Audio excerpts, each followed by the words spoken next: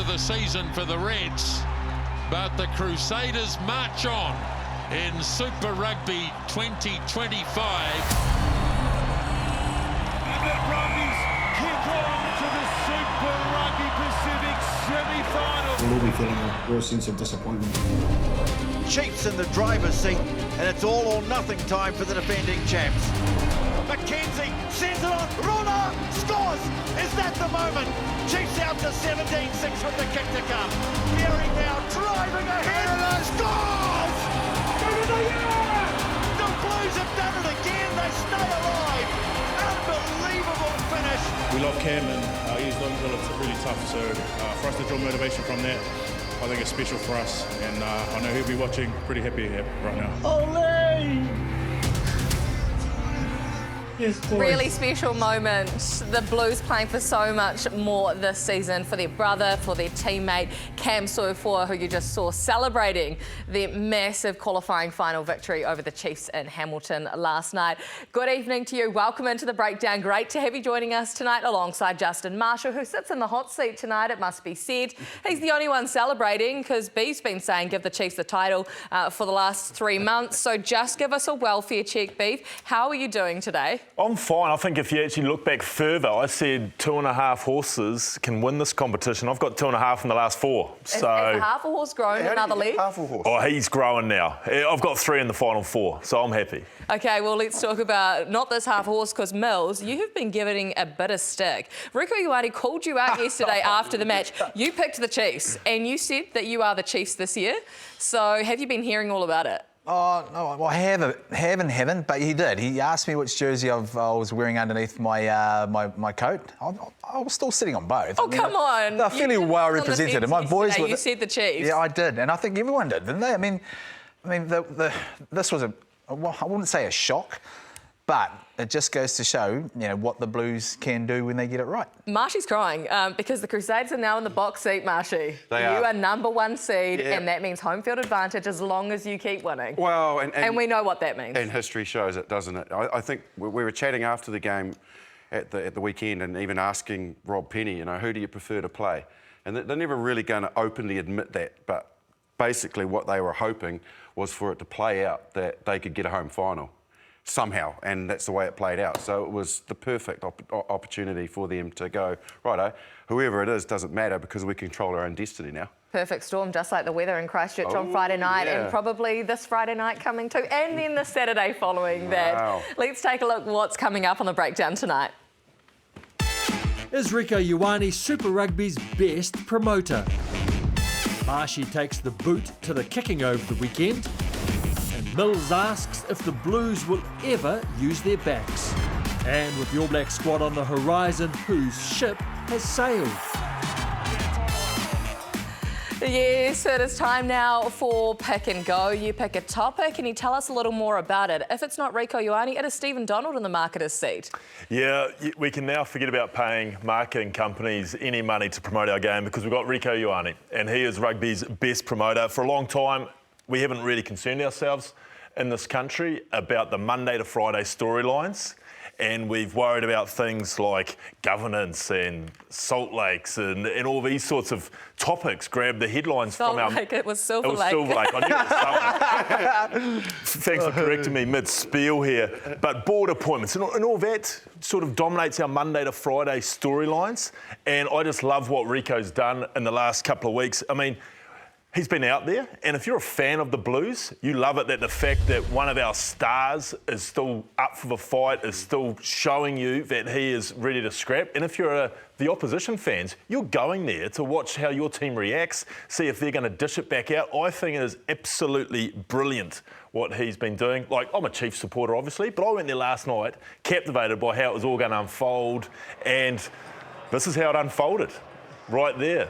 Rieko had the last word. He is blockbuster, that's for sure, and you're waiting to see what he's going to post on social media if they win. But this kind of attitude, Marshy, is not for everyone. Do you enjoy it? Oh, well, look, it's not the Crusaders' way of carrying on, is it? No, I don't think so. But, like, in general, the only bad side of it is the fact that if you're going to, like, throw your sword around, you've got to be prepared to fall on it as well. Yeah. And, look, he's already going to have to do that because he has to go to Leinster. Yes. and obviously it was very, very well documented what went on there.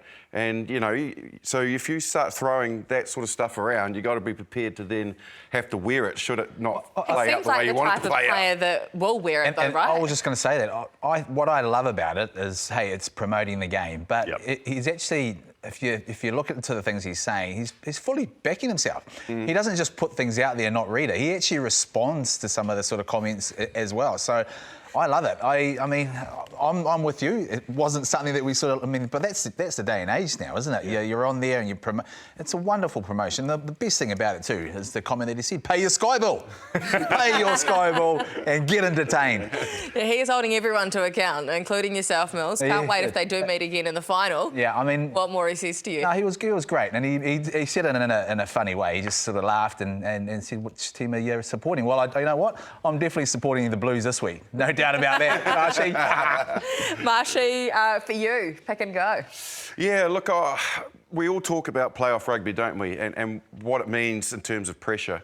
And I just felt that for pressure, we saw at the weekend very much the games change. And the games changed in a negative aspect, I thought. Just too much kicking. But what they are recognising as well is what the defence is doing. And the defence in these games was quite narrow and it was quite quick. So what you've got to be is creative. And I certainly like the way that the likes of Damien McKenzie, Bowden Barrett, players like that are being creative. And what they're doing is, what I want to highlight is what they're confronted with. Now, they're confronted with defenders and no real options. So they're looking for where the space is. Now, this was McKenzie against the Highlanders a couple of weeks ago. And he just finds the space in behind. Now, Bowden Barrett in the weekend on Saturday night in Hamilton, again, there's defenders here, there's not much space, but there is space in behind. Now, this option here for him is to find the space, look for the bounce, and then anything can happen, which it very, very nearly did. A piece of individual brilliance. Now, it's not just the playmakers that can do it. Harry Wilson, again, look at the 4 defenders there, but where the space is, he sees it, and he's got the ability and the confidence to put the ball into the space. Now, the kicking strategies at the weekend, in my mind, were a lot of it negative. Now, that we've seen some really positive examples there of how you can use the kick and create something. But in general, I feel like the kicking statistics went up. The teams were guilty of kicking the ball away because they're afraid to play. But yet they're going outside of the way that they usually play. And the round robin shows that this was for the quarterfinal weekend or qualifying weekend. Kicks in play in general went up 6.1%. Kick metres, there was 152 because yes, you're kicking more. The aerial kick contest went up by 3, and then kicks outside the 22 went up nearly 10. And so the kicks in the game are a lot more. So the players are not as confident to play. Now the kicks inside the 22, everyone go, well, that went down. That goes down because when you're in that zone, you do not want to kick the ball away because you're playing ping pong to get there. So once you get inside the 22, you want to maximise your opportunities. So, yeah, I just felt that it just was very evident at the weekend that there was a lot of ball kicked away aimlessly. But still, I guess, both of you guys have played a truckload of finals footy. You feel safe without it at this time of year, don't you? And how the rules are set, and you almost feel like as long as your defence is set in place, you can feel more confident without the ball. It is. It's a safety, isn't it? It's like, we don't want to chance our arm a bit. Let's just kick down there and hope for someone to make a mistake, or hope for someone to make a brilliant break, like the likes of Bowden Barrett, because what they do is they're actually sending the 9 into the line, right? So defensively, there's space in behind. What we want to see is a bit more expansive. You know, they get a little bit more expansive. They've got the skill set to be able to do it, but they've gone into their showers and thought, far out, it's do or die. Let's just play the safety net and hope someone sort of makes mistakes before we pounce on it. Yeah, well, look, I feel that and I understand that, but I look at a team like the Chiefs, like they really struggled against the Crusaders in the first half down there, a few weekends ago. They came out with the sheds in the second half with a different mindset, and that was with ball in hand. They were guilty of kicking a bit too much ball away in that first half. They looked a different side when they had the ball in hand, and I just wonder whether or not it's playoff rugby that gets to you, but you've got to have the ability to want to know what you're good at and break the opposition down and give them what they're expecting. You know, don't let them dictate the game. And I thought that was very evident at the weekend. So this weekend, you want to see all 4 teams hold on to the ball? Hold on to the ball more, yeah, absolutely. Have a go. Well, look, at the end of the day, we know that the ball in play, and that statistic has been a lot more with the new law interpretations, fatigues defenders. Yeah. You want tired defenders. You don't want to be constantly not making them make tackles because they won't get tired, and then you don't get line breaks. And kicking the ball away does that. There you go, Marshy's frustration, pick and go, Millsy. Yeah, well, my pick and go probably falls off the back end of that. You know, I mean, last night we seen the Blues play very well last year in keeping the ball at play. They got fantastic backs. You know, Bowden, Barrett, the guys out wider, Telea, and also Caleb Clark. Feed the backs, feed the backs. You know, so my sort of pick and go was, what can they start, or will they start using? The guys a little bit wider. I mean, you look at sort of some of the line breaks that they've sort of made. Caleb Clark's made, 3 line breaks this year. Out of 9 games. The top line breaker in the tournament this so far this year is Sevu Reece. He made 14. Mark Telea, he's played 12 games. 7 line breaks. And look where they're making their line breaks. I mean, it's all around that area. That line breaks on the left-hand side there, Mark Telea. You know what he's doing down there in the 22, opposition 22. He's picking and going. He's getting in amongst the rucks and he's trying to pick the ball up and go around there. Why can't we? I'm hoping the Blues have a mindset, like you say, don't kick the ball away, but let's try and feed some of the sort of talent that we've got out wide. These threats that we always talk about. But did they do that last year when they won the title? No, they didn't. And that's what I'm saying. And I think there's an element of that as well. Think of the 3 times, right? They've beat the Chiefs now. The last 2 times previous to that, they played an expansive game. They went down to the Chiefs and they sort of got a little bit wider and they got some dividends. It was really close games. But on this occasion, okay, the game was a little bit different. But I'd love to see that balance sort of come out and throw the ball out a little bit more. Millsy, I hate to break it to you, it ain't going to happen. The last 10 minutes would prove that, I think, Millsy, the fact that they stuck to what they've done for 2 years and they won a game that no one gave them a chance. They beat the top of the table team. They're going to Christchurch this weekend. It's going to be greasy. They're going to have to take the Crusaders on up front. I can't see them going away from what they did last night. I mean, as much as we'd love to see that back line with off the top ball from 50 or 60 out having a crack, I just can't see it. I think they got, justification in getting that win last night as to how they're going to go about it. Yeah, but I do feel that the Blues were, very good in that zone, and you know that because it's what they do very well. That the Chiefs entered into that type of strategy, which enabled them then, when they needed to have the fuel to implement that game plan. Like, I think if the Chiefs had played a little more, particularly in that first half, yes, they lost opportunities, but they were going 1-2 out. Yeah. Like, that's not the way they play. Yeah. And that all of a sudden brought the Blues into the game, and it brought their game to that night. So Vern said that after the game. The Blues were expecting the Chiefs to get on the outside channels a little bit more. They didn't. They tried to flood the inside channel, and and then they tried to go out wide, and they made mistakes. And the confidence within the Blues camp just really grew. And you're right. It's probably wishful thinking, but hey, it is finals. You just don't know. Feed the backs. Feed the backs. Listen to Millsy. There were a couple of moments last night where they tried to feed the backs and the backs unfortunately couldn't deliver. Have you seen so many butchered tries in one match before? Cortez Natima, should he have scored this one, Marshy? yeah, well, when you're chasing like that, you're basically only looking at and concentrating on the ball. We didn't know what was around him. There wasn't anybody around him that could have stopped him from just taking his time a little bit more and picking that up and scoring. So, yes, he could have done better. You called a try so similar to this, what, a decade ago now? Yeah, didn't I? Another one, but not last night. Yeah, you could see the intent of Bowden there, though, couldn't you guys? We've all been in that situation before. The bounce of the ball and the conditions didn't quite work. But I think this one is a bad one. In playoff rugby, when you're over the line, you just got to get that right. And Sammy Penifino, geez. Yeah. Could come out of nowhere on that. The hand of God. Effort. That was a nice bit of feed the backs there too, wasn't it? Manipulated well. He just didn't score. I know. There you go. There's the balance. That's why they're not going back to them. They're not allowed. Oh, because exactly. You're right. I tell you what, it got us thinking. Bumbled little butchered try. So we've dug into the archives and we've found a top 5. Now there's a chance for the All Blacks. They're lined out here to the left. There's so many of them. And it's going to be Ioane. And the All Blacks score just before half-time. He's lost it. No try. No try. Wow. Bumping tackle on Meadow, and the BGNs have won it. Here's a big opportunity for them. This is Corindua. Goodness gracious me. He just had to keep running, and it would have been a try. Trouble. Well, here they come. Straight back. Umanga, Cullen. Well, talk about a reply. What happened there? Hold on. Oh, my goodness. Zinzenbrook. Howarth. And Wilson. Oh, that is a save by Gregan as Wilson went for the match-winning try. Little George Gregan knocked it out of his hands.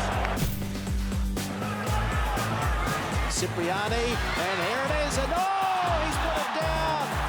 Unbelievable, Greg Somerville. Oh my God, that's the butcher effort of the year. And Yoda knows it too. Have a look at him. Do or do not. There is no try. Oh, Yoda. You got to feel sorry for them, don't you? Oh, you're laughing. Oh, well, hey, look, but it is unfortunate, isn't When it? And you've just got to get those right sometimes, but that's rugby. Poor Jeff's just trying to have a night off as well. I'll tell you what, I wasn't part of the voting committee for that, Jeff, so you'll be safe next week when you come back. Let's talk about the playoffs because we are 1 round down, 2 rounds to go. 4 teams have already made it through to the semi-finals. Here they are, the Crusaders, top seed, taking on the Blues in Christchurch on Friday night. The Chiefs, now second seed, taking on the Brumbies. These are 2 massive matchups. But Marsha, if we start off with the Crusaders, they are a different beast at home at this time of year, and their record doesn't lie. 30-0, remarkable to never have lost a playoff match at home. You're part of that significant legacy that was built back then. Yeah, well, look, and it took time to build it. Yeah. But the significant thing for the Crusaders, as you mentioned, is the fact that they'll tap into the history. And historically, they've never lost a final at home. And that will be part of the build-up, you know, for the week. Semi-final, yes, to get to a final. And that's basically what they will be talking about. The senior players, the whole group will just be about that, you know, making sure that that is preserved. You can't be the first team. No, you don't want to be that first team. Just like the All Blacks at Eden Park. Exactly, yeah. So that's huge, you know, because it keeps the focus, you know. Just because you're at home, sometimes, you know, you can slightly be off. Because you've got that home ground advantage and the other team's got to travel and whatever. But because they've got that historic nature as part of their prep, then that won't get within the group to affect them. It's a biggie. I mean, as a player going down, I don't care what you say, that is a factor. It's a factor mentally that you know you're going down to a place that they're not going to welcome you. They've had all that history behind them. They're going to touch on it. The opposition, you see others are going to touch on it, but you've still got to go down there and actually... The most dangerous part about the Crusaders this year is I don't think they've been firing on all 4 cylinders. They've been really a little bit clunky as well, and they still haven't produced that perfect game. And when you sort of think about that leading into the finals, it's almost fell into place. Now they're top seed. They're going down there. They're going to be in front of their home crowd, and they've still got plenty more to offer in terms of their game plan. Yeah, they've got plenty to offer. I can't wait for Friday night. I just think you've got the Crusaders, who I think by and large we know what they're going to produce and how they're going to go about the work. Obviously, Tamati Williams, we don't know his health, but that's a massive loss. We presume he's gone. But for me, the Blues tick every box as far as being able to go down there and really test this 30-0 record, because I think they can hold them up front. Yep. And then I think they win the battle as far as experience in that 9 and 10 jerseys. And Bodie Barrett last night, we were there live, Millsy. I thought if he wasn't the difference, he was very close to being the difference between the 2 teams. And if he can go down there to Christchurch and he puts in something similar, I think they've got everything ticked as far as what they need to go down there and win. Yeah, and they're hungry for it. I mean, the theme is set up nicely, isn't it? They've set that theme up before this Chiefs game. They're underdogs. They've got someone else, a great man to sort of play for, and then everyone's sort of against him. And then you get brilliant sort of stuff like this from an individual that we know is absolute class. So I do give them a chance. I do give the Blues a chance. But again, I go back to it. Sometimes you can overhype things with emotion, going down there and thinking, man, we can outmuscle them and out-emotion them. But that history, there is a factor in there. And we've seen that so much over the recent years with the Blues, haven't we? The hype that's gone into these matches and everyone thinking, yep, now's the time. And then they don't deliver in the big games. No, they don't. But I feel that they're in a different situation here. Like, ultimately, 6 weeks ago, they would have thought they were watching the playoffs. Yeah. But they're there now. Yep. And it's one of those, hey, we might as well throw the kitchen sink at it because, by our own admission, we weren't really good enough mid-season, but somehow we've managed to get there. And now we're in a semi-final. So they've got everything to gain. All the pressure's on the Crusaders, who are a much more consistent team for the year. The other side of it is, they were the better side in the round-robin game down there. They won territory, they won possession. They made the Crusaders make 2.5 more tackles than them. They just didn't capitalise on a couple of little opportunities, but they went with a great game plan. They executed it near on to perfection, and everyone on that night thought, geez, the Crusaders are lucky to get away with that, and the Blues will know that. So is it possible to go down to Christchurch confident? Absolutely. As an away I feel side? they will. Yeah, look, out of all the teams that I would like to see the Crusaders play in the semi-finals, it's not the Blues.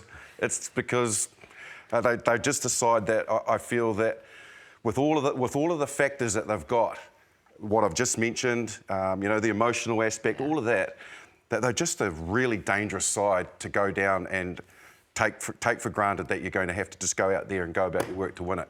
Because you're not. You're going to have to work bloody hard, real hard, and you're going to have to be good on the night. Well, let's talk about the Chiefs, the team that they beat in Hamilton last night. It was a massive victory. As you say, Marshy, a few weeks ago, after losing to Moana Pacifica, people thought that's it, season over. They'll be watching the playoffs. Here they are in the Final Four. The Chiefs, they now host a semi-final. Is this right? This playoff format, I've got to ask, is it right? The fact that the Chiefs finish top of the table, they get a second life, and then they continue getting home field advantage.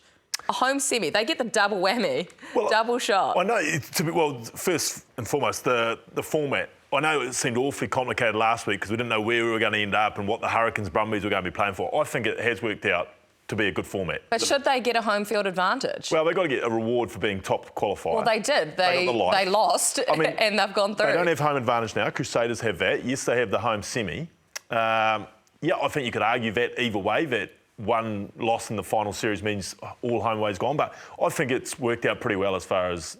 And I'm not just saying that from a Chiefs point of view. I'm with you. Yeah. I think the format's good. It works? Like, they earned it. Like, So they earned it. There's no way the Blues could say, we should now get a... They've not been consistent.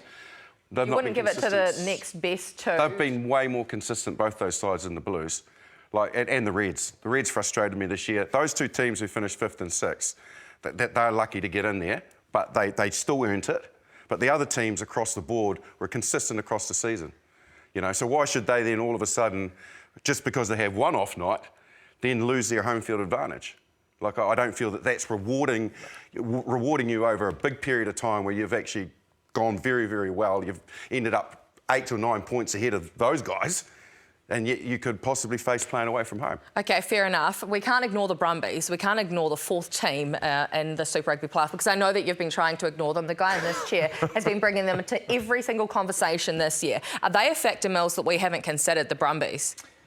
They have to be a factor. I mean, traditionally, historically, they're always there or thereabouts. They have struggled in Hamilton. Yeah, absolutely. And even the way they sort of played against the Hurricanes last night, you're starting to get those sort of players really starting to lift in finals football. So, absolutely, you consider them. Yeah, it's funny you mentioned historically. Obviously, they scored a couple of line-out tries, which I guess in recent years is their historic sort of go-to. But also, I don't know if you saw a couple of the intricacies around some of those pods. I think it was Wright that went straight through, and that just looked like back to Gregan and Larkham glory days of the little trick plays and the inside balls. They fired plenty at them. Yes, they were obviously ruthlessly efficient from those line-out drives, but just a couple of those set plays off, I think it was a restart from a drop kick. Yeah. That they set all that up. And it's just that those little bits of detail mean I think they're going to come to Hamilton pretty prepared. I think if I'm Stephen Larkham and I'm the Brumbies, the only thing that I'm worried about is my defence. They're a great attacking side, and you mentioned it. They're clever and they're innovative and they've got firepower to attack with. The problem is they've leaked too many points this year. That defensively they've not been on point, and they leaked 28. Yeah. you know, they still got the job done, but 28 points in a playoff game is a lot. So, you know, they get against the Chiefs outfit that is full of attacking power. And hurting. Yeah, they didn't get. I don't think they got the Chiefs didn't get their game plan right, and they are hurting right now, knowing they can throw everything at this Brumbies outfit too. They were missing some big players, weren't they? When you think of Luke Jacobson, their captain, no Quinta Paya, who's been a bit of an unsung hero this year, Anton Lebrun, Wallace Atiti not starting. They're a different side. Oh, 100% they are. They're a lot different side, but I think they'll be more frustrated at the fact they tried to beat the Blues up, you know, with a game plan that wasn't there. And then they almost got frustrated into the fact we didn't score points and then we made mistakes. And if you look at it, the momentum changed. You know, the Blues lifted. They knew they were in a scrap, and you know that's just exactly what the Blues would have wanted. Chiefs, on the other hand, were kind of like, okay, we are missing some of those players. That's probably when you really need them. You know, when the chips are a little bit down. Hey, just keep to the sort of tasks. They win off their game, and I think that'll be what's sort of annoying them the most. That they probably went into this game against the Blues with a game plan that didn't really work. Do you think that the Blues frustrated them into a hole of a lack of confidence? Because early in the game, they were kicking for touch, turning down threes. Yeah. And then that resilient defence just held them out. And then all of a sudden, the mindset changes and Mackenzie's taking the three. And that's got to deflate you a bit. Because you're up, you're like, right, we've got them, they're on the ropes, they're breathing hard, let's go for touch, boom. Well, kept out. Oh, man, we're going to have to kick three now. And then the line-out didn't function. You know, and then so then you don't have the confidence to sort of go to the line and say, well, let's start again, because then they started missing. Even when they're down in the Blues half and the Blues kicked out, you're still inside the Blues half, but they weren't nailing their line-outs. All of a sudden they're down the other end, and then again, you're right, pressure and then complacency, and then the Blues. Hey, we're in for a fight here. We're in it. Just quickly, season over for the Hurricanes, while it is all go for the other four. What did you make of their season this year, Beav? Last year they made it to the semi-finals after being one of the best sides all year. Yep. This year, they bumbled out in the first round of the playoffs. Yeah, they obviously had a lot of injuries early doors, but the last 6 weeks, I think all of a sudden they'll be on the plane back today and going, I think we've missed an opportunity here. Because I think the last 6 weeks they've been in the form of the season, and their form's been as good as anyone in this competition, and that's where I think they'll be thinking 2025 maybe missed opportunity, because that last month of Hurricanes rugby has been as good as anyone in this competition. Okay, well, we're going to take a short break here on The Breakdown, and when we come back, we're going to talk about some of these guys' favourite moments against the French.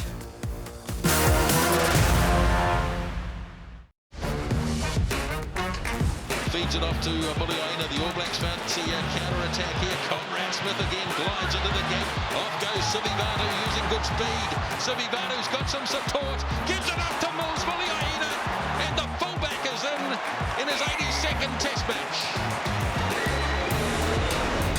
Good hands to Wilson, struggling his way. And now they've got a chance. Justin Marshall, just as he did in 1996. The big sprint down the left-hand touchline. And so cometh the hour, and the lack of rugby he's played and the occasion is as big a kick as you'll ever get. Here's his kick. And he's nailed it.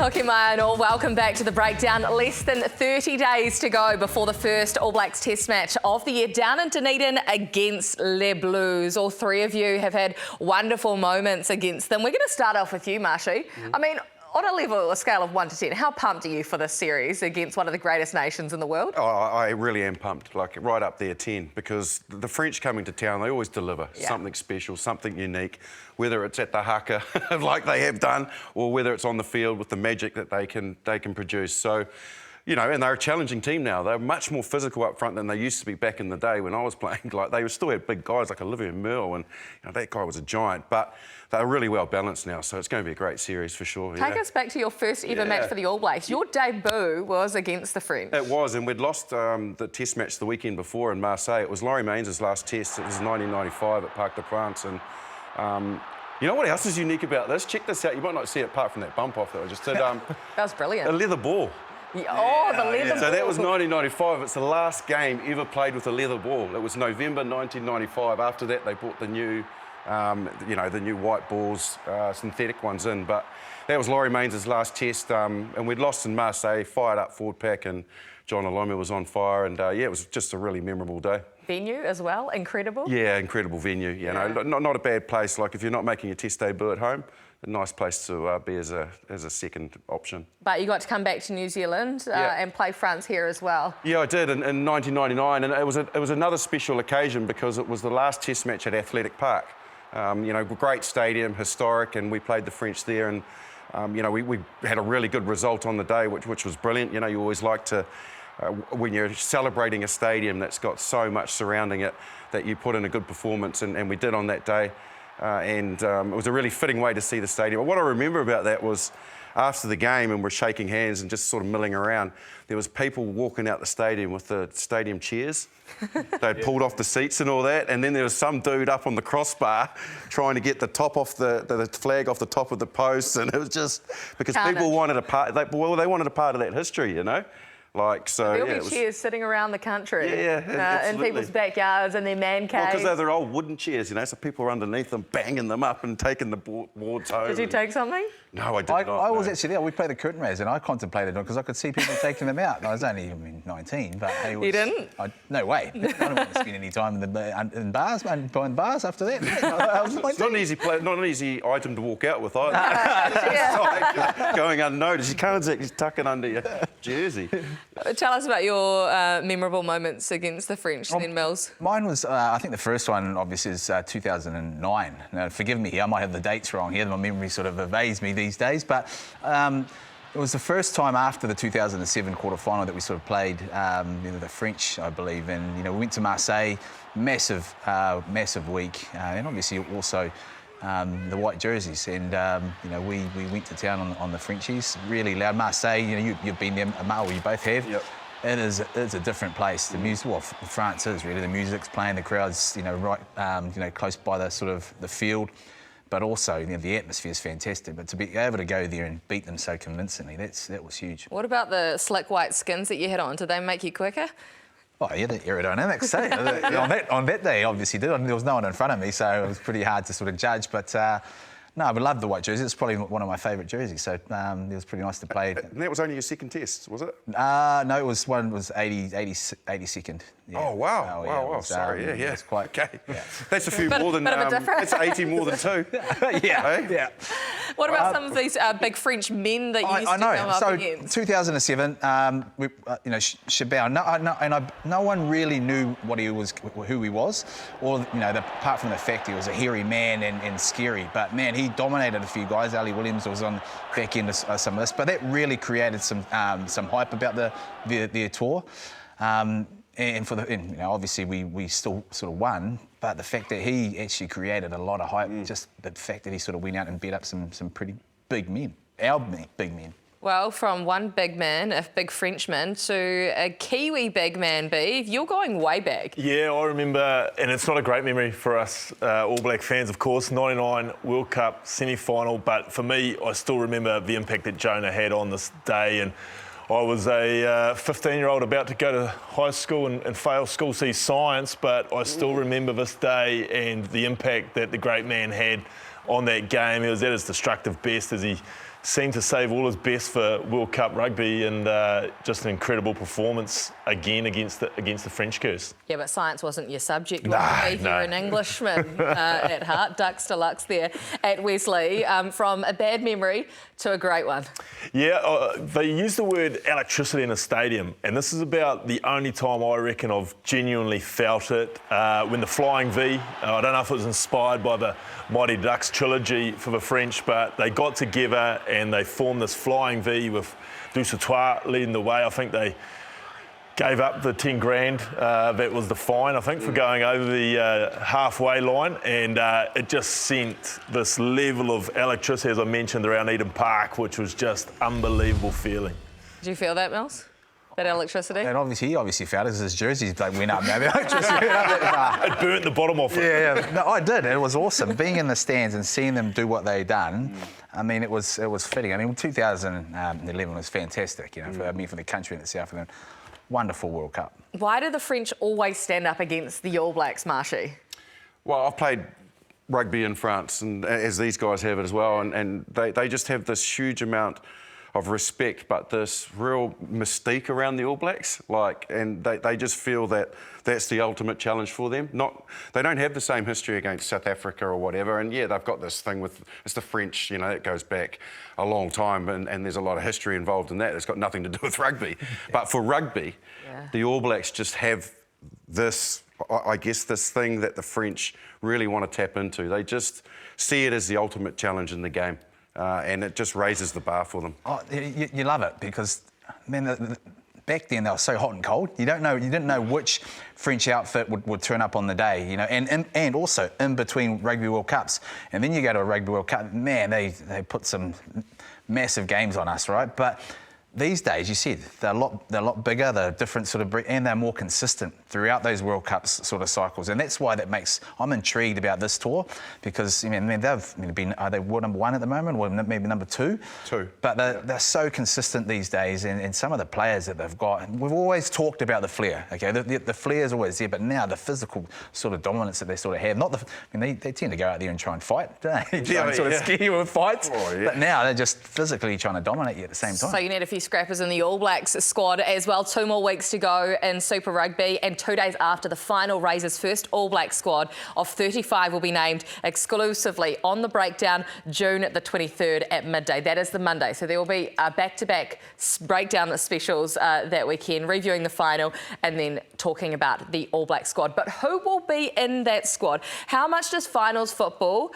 play a part in this final squad? Wallace Satiti, for example, last year, remember, Beef, that semi-final, that got him into the All Blacks. Yeah, of course, and obviously he's going to be one of the lock-ins as far as the loose forwards go, and I guess, we've got a few loose forwards that are still going to be playing the next couple of weeks. I think but all the teams left have guys who are maybe not lock-ins or not, I guess, from the outside looking in.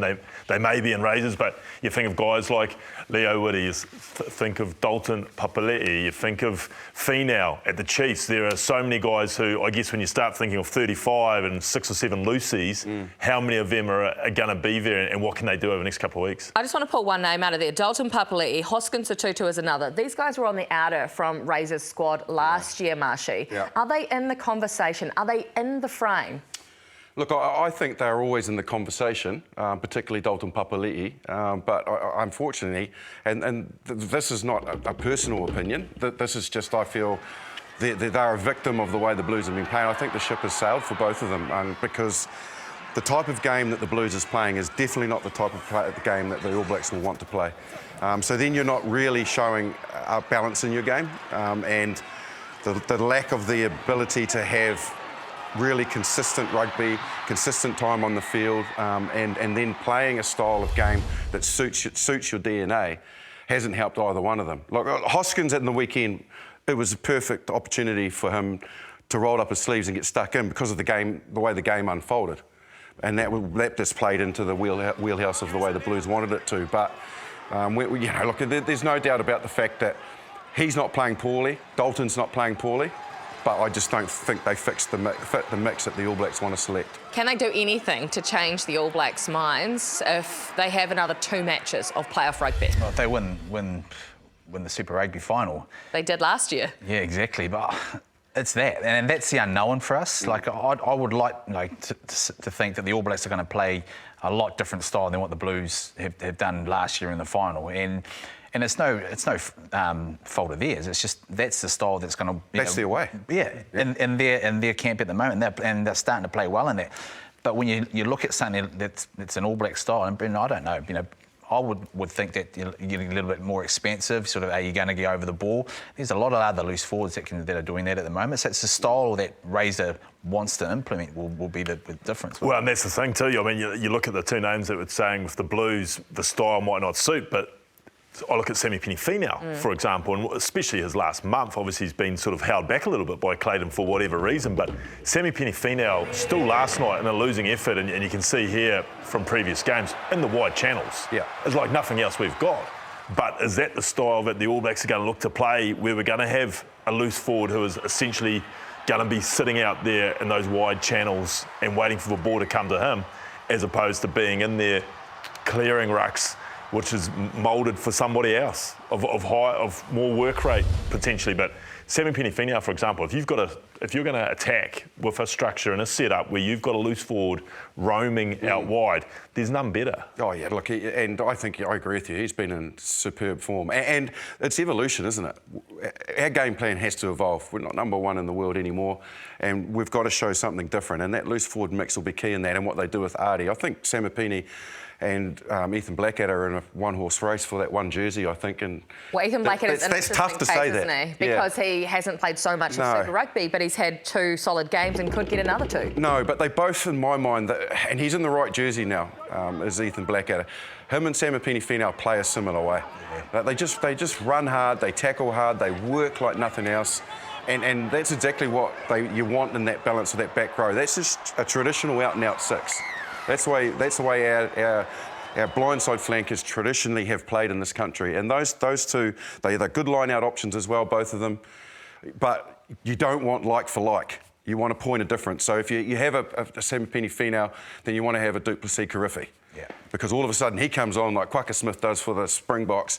He's over the ball, you know, he's a different type of carrier, distributor. So you can't, he won't go, I don't think, for similar players. Is it a disadvantage for someone like a Duplessis Kirifi and Peter Laka, who don't get to play the next couple of weeks? They sit there and watch?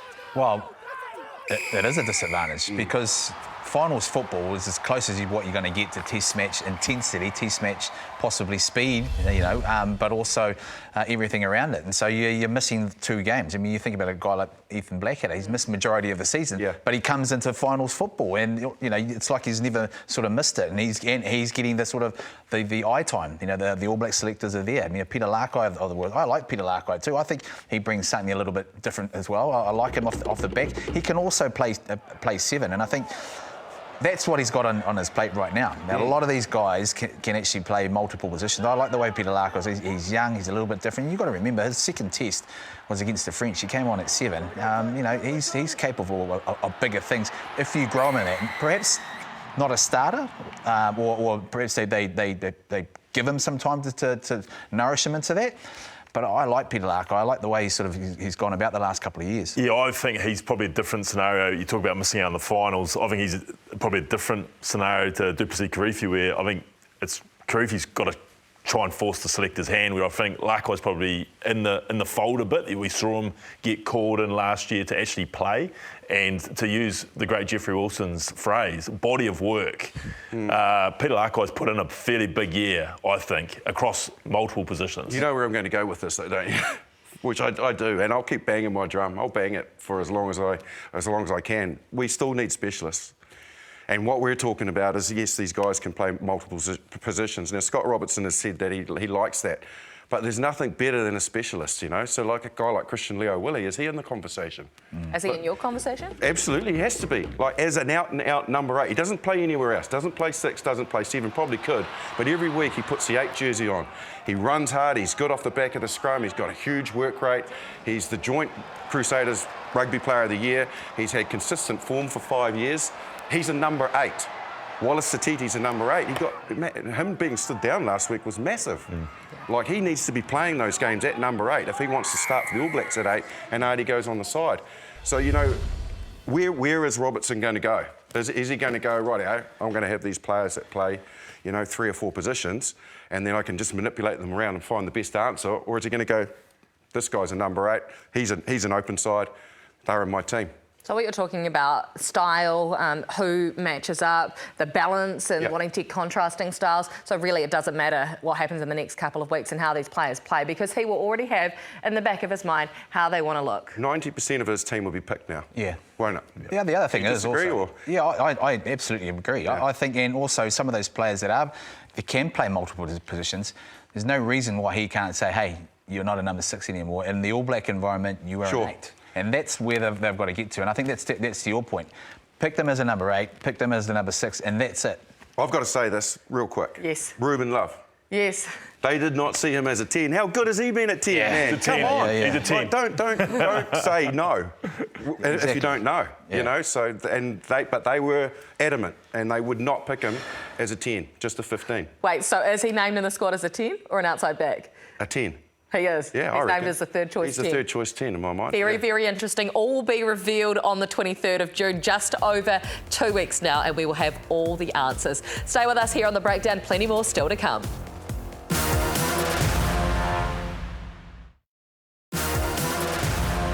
What can this backline unleash? All in two hands. He gets the offload away. It's brilliant work from Rosmini Coliseum. Unleash Mueller out the back. Gets away from the first defender. Cut down 5 metres short. The arriving players are there. Brilliant team try. They're charging ahead. Westlake. Ball is over. Challenging the short side is their vice captain. And again it is Finlay.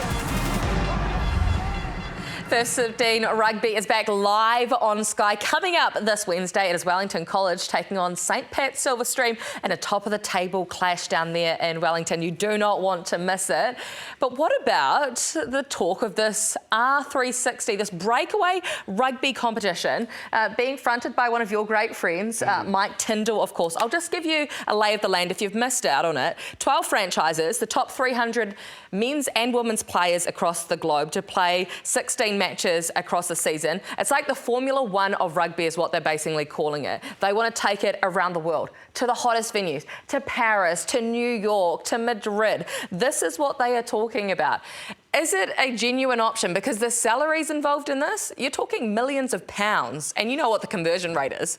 Someone? Is it about 3 times? Oh, now I see why he's going back to the coaching the classics, right? You've got to get time on the grass. Mate, I'm available for your hydration specialist, mate. So yeah, if you're going down that road, I'm coming with you. Well, I think, what's the saying? Money talks. And I think, you think about England, there's clubs folding all over the place. If they can get a competition like this, IPL-like, where they put it in, but the big thing is getting the rest of the world and all the establishments to agree, you can have these 2 months or you can have this part of the year. I see a lot of work to be done for it to happen, Marshy. Totally agree. It's the cattle. And if you're a club owner, you know, you're not releasing your thoroughbreds, are you? No. You're like, no way, you can have old mate over there, but you're not having this tier of player. Here we go.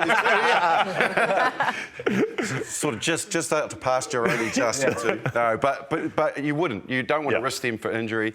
They're the basically X Factor players. So how do they get? Because a competition can only thrive when you've got the superstars of the world playing. But if they've got money, how are they going to get access to golf, that? Then they will get the superstars, won't they? Well, not if the clubs go, well, you go play for that, then you're not playing for me, and you've only got 8 weeks of rugby. Yeah. And then what do you do for the other 9 months of the year? So it's not a viable option. Well, I just think there's too much. There's in a there. lot. There's a lot to happen. I mean, you've got to get. Well, is the money legit? Where's it going? I mean, you talk about the club owners. If they're going to release players, they're going to want more than a million. You know, I mean, and so there's the complications of that. So there's a lot that goes into sort of how you're going to get it across the line. And right now, looks pretty inviting, but man, there's a lot to go. Okay, watch this space then. Look, I'm going to throw something at you, as I usually do with the three of you. Semi-finals this weekend. Give me, starting with you, Beef, who will be the 2 teams in the final? Chiefs Blues. Marshy. Crusaders Chiefs. Crusaders Chiefs down in Christchurch. Yeah. Chiefs Blues in Hamilton. Yeah, the Mullaina Cup, round 4. Yeah, Chiefs Blues, mate. Chiefs Blues. You do not sound convincing. So you genuinely think the Blues are going to go down to Christchurch? I can solve your problem. Have you ever seen those jerseys that they split down the middle and half of it? We're one of those. I've got one. I have got one. So, but I won't. Yeah, I think it's a Chiefs Blues final. Chiefs Blues, there it is. And, well, you're talking about closing. You're closing up too. Your shows. Did you get this job? Well, I've been promoted. You've been here for 10 rounds. Yeah, you're leaving us, talking about going out to pasture. I'm hanging up the boots. You're hanging up the boots. You're off to bring somebody else to join Bowie in your family. And so, behalf of everyone here at Sky and the desk, we wish you all the very best for the next couple of weeks, Kiss. Oh, thanks so much, Pete. Thanks so much. This is awkward. One other thing before I do hang the boats up. This week on Wednesday, 8 p.m, brand new show. The superstar of Sky, we are now calling him. Sean Johnson's got his own new television show. League Lounge, it is called. So make sure you check it out. I know we've got a couple of big league fans over here. You two will be watching. Terrific. Absolutely. Terrific. Getting your Kiwi fix of rugby league for once. Thank you so much for joining us. I'll see you when I see you. Catch you soon on The Breakdown. Back at it. Good work here from Leo Willie. Now the chase is on. Oh boy, that is a try and a half. That is genius, that ball. And the line from Tom Wright. It's an easy stroll over the line.